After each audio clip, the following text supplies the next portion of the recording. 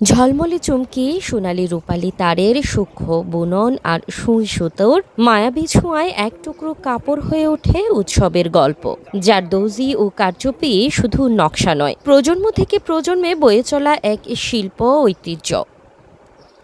ঈদ এলে এই শিল্প যেন নতুন প্রাণ পায়। সরু গলির ভেতরে ছোট্ট কারখানায় বসে কারিগররা যত্নে ফুটিয়ে তোলেন ফুল, পাখি, লতাপাতার নকশা। প্রতিটি ফোরে জড়িয়ে থাকে তাদের স্বপ্ন, পরিশ্রম আর বেঁচে থাকার লড়াই। প্রত্যেকটা মানুষ দেখতে মানে এমন একটা ড্রেস ওয়্যার করতে চায় যে তাকে একটা মানুষ হয়ে একটা স্ট্যান্ডার্ড আউটলুক দিবে।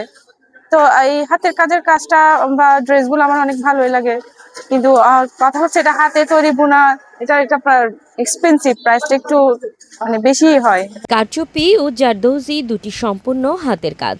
বংশ পরম্পরায় চট্টগ্রাম নগরীর ঝাউতলার বিহারীপল্লীর কারিগররা বেশ প্রসিদ্ধ এই কাজের জন্য। বিহারীপল্লীর জারদৌজি কারচুপি কাজের কারখানাগুলোতে শাড়ি, থ্রি পিস, বোরখা, লেহেঙ্গা, পাঞ্জাবিতে গ্রাহকদের দেয়া নকশা অনুযায়ী হাতের কাজ করে দেন কারিগররা।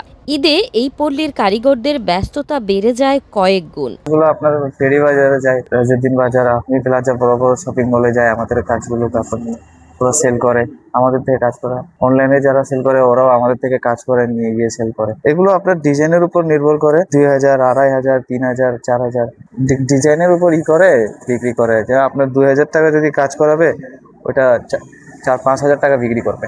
শাড়ি, থ্রি পিস, লেহেঙ্গা, পাঞ্জাবি, শেরওয়ানি করি। দাম এগুলো ভাইয়া ডিজাইনের উপর আমরা অনুভব করি, যেরকম ডিজাইন সেরকম দাম হয়। তবে বিহারীপল্লীতে হাতের কাজের মান ভালো হলেও এখন বিদেশি মেশিনে তৈরি পোশাকের দিকেই ঝুঁকছেন গ্রাহকরা। এছাড়াও দিন দিন বাড়ছে জারদৌজি ও কারচুপি কাজের বিভিন্ন উপাদানের, তাই দিন দিন ছোট হয়ে যাচ্ছে এখানকার বাজার। আগে এখানে প্রায় 200 কারখানা থাকলেও এখন টিকে আছে মাত্র 10 থেকে 15টি। এখন আমাদের কাজের মান তো বেড়ে গেছে, মানে জিনিসটা এখন আমাদের যেগুলো কাপড়, যেগুলো মানে মেটেরিয়াল, যেগুলো জিনিসগুলি লাগা